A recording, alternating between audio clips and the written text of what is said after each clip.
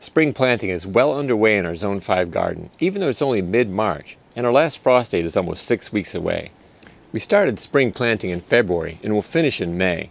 Spreading the work out over 4 months makes it a lot more manageable and gives us an earlier harvest of cool weather crops.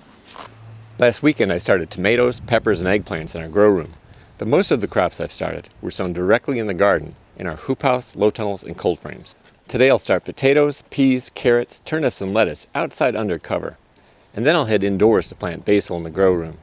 I'll also let you know when you can start these crops in your area, even if you aren't growing under cover.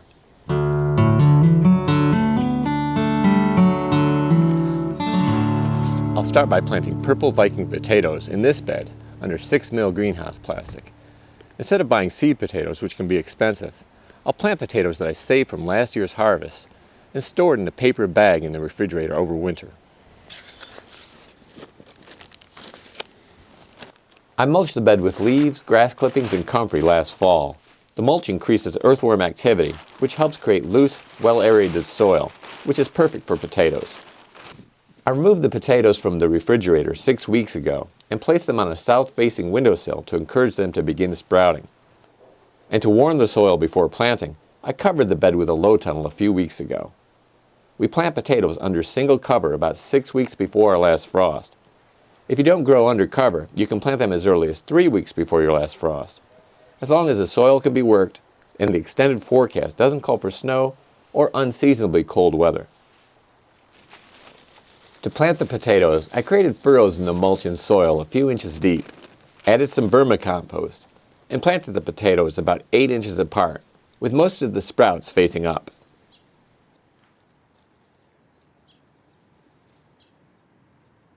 After planting each furrow, I covered the potatoes with soil and mulch.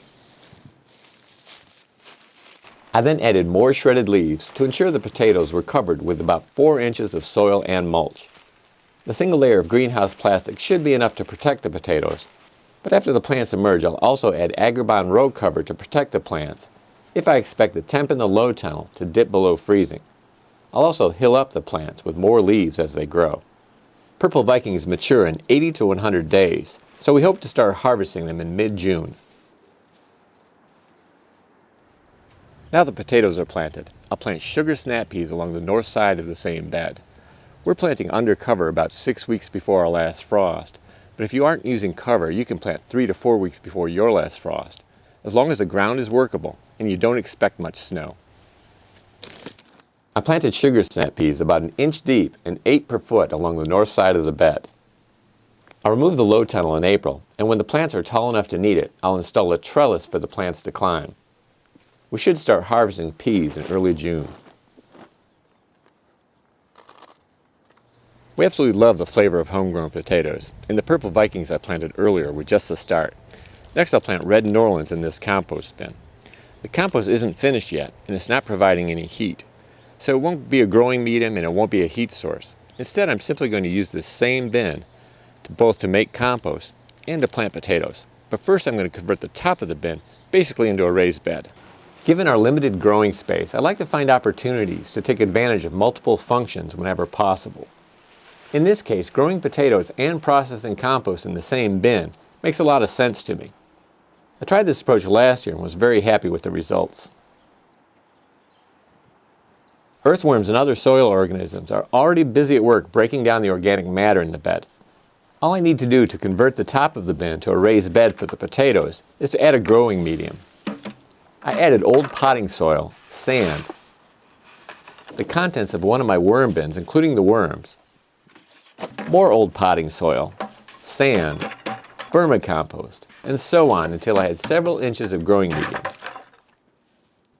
I then planted red Norland seed potatoes about 2 inches below the surface and 8 inches apart. I used certified seed potatoes this time. Unlike Purple Viking seed potatoes, these red Norlands were very reasonably priced. After planting the potatoes, I covered them with a couple inches of leaves and covered the bed with plastic. If all goes well, I'll harvest red Norlands in May and June, and I'll harvest finished compost later in the summer. Next I'll start carrots and turnips under this cold frame. We're starting them about 6 weeks before our last frost, but if you aren't using cover, you can start 3 to 4 weeks before your last frost. as long as the ground is workable and you aren't expecting much snow. Though I keep most of the leaf mulch in place when planting many crops, I temporarily remove it when planting seeds for closely spaced crops like carrots and turnips. I'll return the mulch after the plants are established. Before planting, I spread a little vermicompost around the cold frame. You can use compost if you don't have vermicompost. I then planted 16 carrots per square foot at a depth of about 1/4 to 1/2 inch. Toward the back of the cold frame, I planted Tokyo Market turnip seeds, 1/2 inch deep and 2 inches apart. If all goes well, we'll start harvesting turnips and carrots in late May. The last thing I'll plant outside today is this lettuce. I normally like to direct sow all of our lettuce in the garden, but I didn't have the room I wanted to plant all the lettuce I wanted to grow. So I started some indoors last month, and today I'll transplant it into this low tunnel. We've aggressively harvested mosh from this bed over the last few weeks as the plants have reached their peak.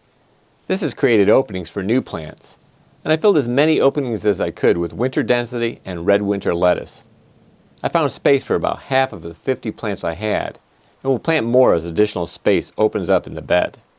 If you aren't growing under cover, you can start lettuce seeds outside 3 to 4 weeks before your last frost, as long as the soil can be worked and there isn't much snow or unseasonably cold temperatures in the extended forecast.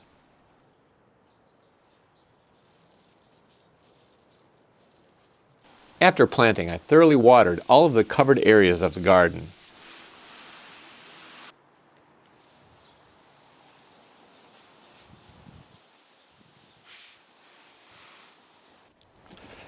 That's all I'll be planting outside today. Now let's head indoors to plant basil. I plant basil in the grow room about 6 weeks before our last frost. I started by filling 36 planting cells with our potting mix of 5 parts coconut coir, 4 parts perlite, and 3 parts vermicompost. I gently pushed the soil down in each cell to create a slight indentation and planted a couple seeds in each cell.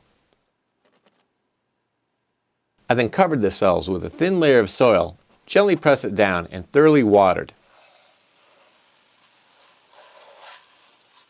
I covered the seedling tray with a plastic cover and placed it just below a grow light.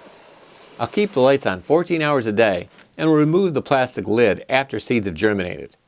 The basil will stay in the grow room until I transplant it outside in containers in May when there's no danger of frost. Well, that's all I'm going to plant today. I'll be back in late March or early April to plant red raspberries and gooseberries. And on April 8th, I'll have a very big planting day. And by the end of that day, most of the spring garden will be planted, even though our last frost will still be more than 2 weeks away.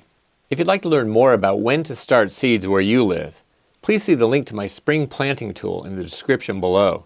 To use the tool, simply follow the link in the description below and select File Make a Copy or File Download as Microsoft Excel to make your own copy of the tool. You won't be able to use the tool if you don't make your own copy. Next, select the worksheet that applies to you. Are you growing with no cover, single cover, or double cover?